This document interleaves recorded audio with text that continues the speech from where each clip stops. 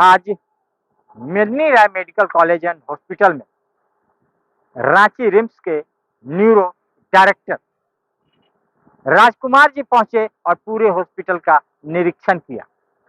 जैसा कि आप सब जान रहे हैं, इस हॉस्पिटल में डेली डेली सप्ताह में किसी न किसी का रांची से आना हो रहा है और इस हॉस्पिटल के सुधार की बात उत्सुकता पूरे मेदिनीनगर निगम वासी पलामू वासियों को है कि ये रेफर का जो खेला चल रहा है वो कब बंद होगा, कब होगा यहाँ लोगों का पूरा इलाज।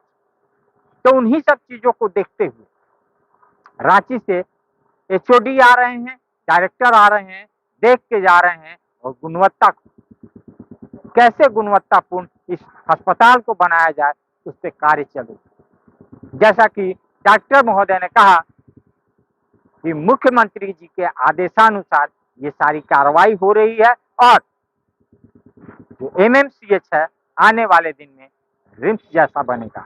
वैसे ही मैंने सवाल भी किया कि रिम्स जैसा एमएमसीएच कब तक, तो उन्होंने मुस्कुराते हुए कहा कि कार्रवाई चल रही है और बहुत जल्द ऐसा होगा।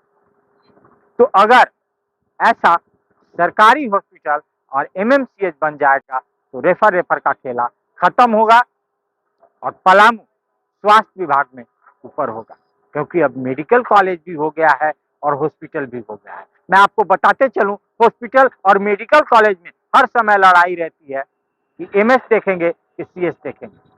तो इन सब चीजों से लोगों को छुटकारा मिलेगा, हॉस्पिटल दुरुस्त होगा और मेडिकल कॉलेज भी दुरुस्त होगा। तो यहाँ की स्वास्थ्य विभाग, स्वास्थ्य सुविधा जो लचरी हुई है वो तंदुरुस्त होगा और लोगों का इलाज होगा, पलामू खुशहाल हो।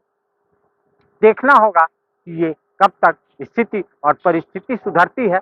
आइए हम डायरेक्टर साहब से बात करें और सवाल करें कि पलामू का मेडिकल कॉलेज दुरुस्त कब तक। इसका निरीक्षण किया गया, क्या पाया गया और क्या डेवलपमेंट? देखिए, इसको निरीक्षण नहीं कहना चाहिए। मैं तो चूंकि झारखंड के प्रीमियर इंस्टीट्यूट का कस्टोडियन हूँ और मैंने देखा है कि ऑनरेबल सीएम बहुत ज़्यादा इसके लिए इंक्लाइंड है कि हेल्थ सर्विसेज झारखंड में अच्छी हों। वो मीटिंग्स करते हैं और इस समय जो एसीएस हैं वो भी इससे कंसर्न है। तो ये मेंटरिंग इंस्टीट्यूट है रिम्स के, रिम्स को कई इंस्टीट्यूट को मेंटर करना है, उसमें से ये एक है। तो मैंने आया, देखा, हॉस्पिटल भी अच्छा है, डॉक्टर्स भी अच्छे हैं, लेकिन बहुत सारी अभी प्रॉब्लम्स हैं यहाँ पे। इनके प्रमोशंस की प्रॉब्लम है, लोअर लेवल पे कुछ जो स्किल्ड मैन पावर चाहिए जो आसानी से मिल सकता है वो नहीं अवेलेबल है। इसी तरह की कई फैकल्टी छोड़ के चले जा रहे हैं, टाइम से प्रमोशन नहीं मिल पा रहा है। लेकिन अभी सरकारी सबके लिए बहुत कासस है। अभी तो मैंने केवल हॉस्पिटल ही देखा है, अभी मेडिकल कॉलेज भी जाऊंगा और देखने की कोशिश कर रहा हूँ कि कहाँ कहाँ सुधार हो सकता है आसानी से और सरकार उसमें क्या क्या कर सकती है, प्रशासन उसमें क्या क्या कर सकता है।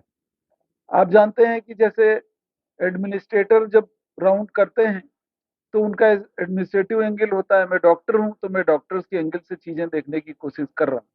बहुत पोटेंशियल है, मेडिकल कॉलेज चल रहा है। मेडिकल कॉलेज अगर हम भारत सरकार के क्राइटेरिया से मेडिकल कॉलेजेस का आंकलन करें तो मेडिकल कॉलेज एक्चुअली में एपेक्स लेवल का इंस्टीट्यूट होता है। उस हिसाब से मेडिकल कॉलेजेस डेवलप हों, उनमें फैसिलिटीज डेवलप हों, एक एक डिस्ट्रिक्ट का, दो दो डिस्ट्रिक्ट का एक एक अगर मेडिकल कॉलेज कैटर कर ले तो रिम्स में जो अनाप शनाप भीड़ आ रही है वो कम की जा सकती है। तो उस दिशा में सरकार काम कर रही है, उस दिशा में प्रशासन भी काम कर रहा है। आप कह सकते हैं कि मैं भी उस दिशा में एक यूनिट हूँ, एक इकाई हूँ। मैं अपने नजरिए से जरा देखने की कोशिश कर रहा हूँ। Thank you very much. जैसा कि देखा गया रिम्स में जो साल 1.5 साल के अंदर कायाकल्प चेंज हुआ है और डाल्टनगंज जैसे, पलामू जैसे एमएमसीएच की भीड़ वहां जाके उमड़ पड़ती है। क्या इसे रोका जा सकता है? एमएमसीएच क्या बात है। देखिए, यही बात जो है रांची में बैठे जर्नलिस्ट नहीं बोलते हैं। एक साल में इतनी मेहनत रिम्स में की गई है और अभी आपको डॉक्टर 5 बजे तक मिलेंगे वहां। तो वही मॉडल हम लगाना चाह रहे हैं बाकी के मेडिकल कॉलेजेस में। खास तौर से सरकार का टारगेट तो ये है कि सीएससी लेवल से ही शुरू किया जाए। लेकिन मैं ऐसा सोचता हूँ और मैं ऑनरेबल सीएम से गुजारिश भी करूंगा, आपकी रिक्वेस्ट भी करूंगा और ऑनरेबल मिनिस्टर को भी रिक्वेस्ट करूंगा।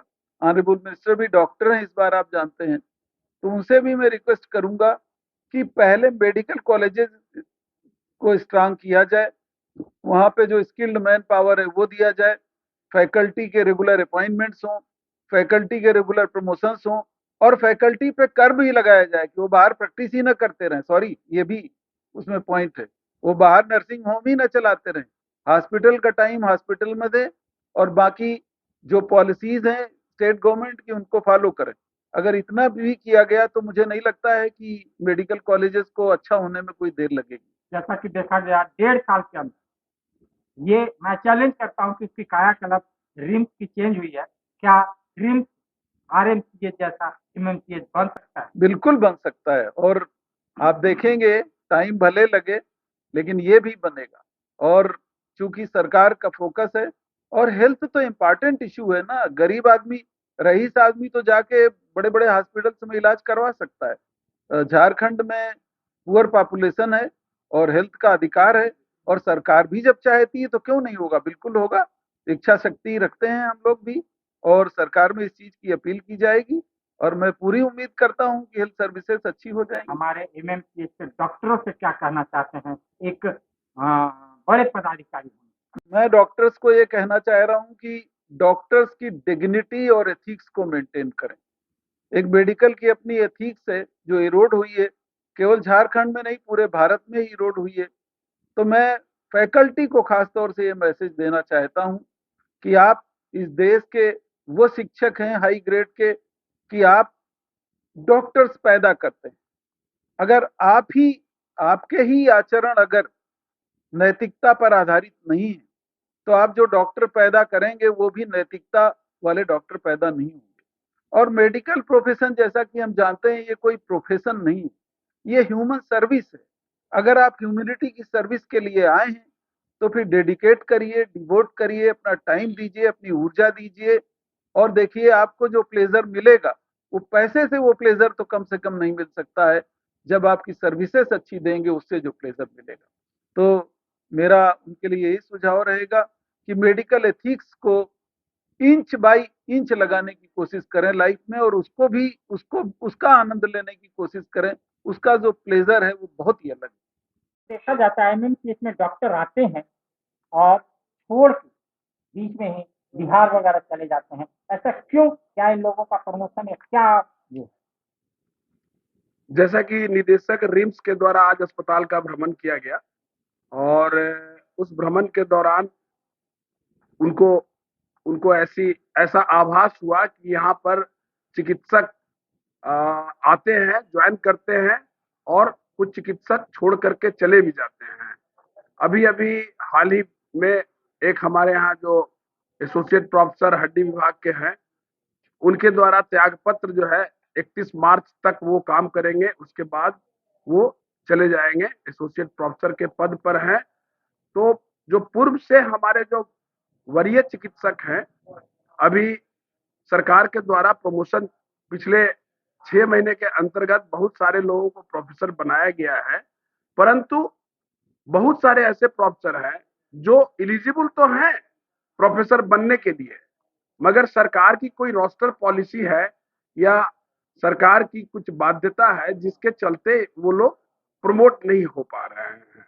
अभी एसोसिएट प्रोफेसर में भी प्रमोशन हुआ है लेकिन अभी भी बहुत सारे डॉक्टर्स हैं, तो सरकार को इस मुद्दे पर गंभीरता से विचार करनी चाहिए और जो जो डॉक्टर्स योग्य हैं, जो एलिजिबिलिटी क्राइटेरिया को फुलफिल करते हैं, उनका प्रमोशन अगर हो जाए तो वो जो है दूसरे राज्यों में जाने के लिए विवश नहीं हो पाए। सस्ता और समुचित इलाज के लिए गरीबों का रहनुमा मात्र एक हॉस्पिटल, मैया बाबू हॉस्पिटल।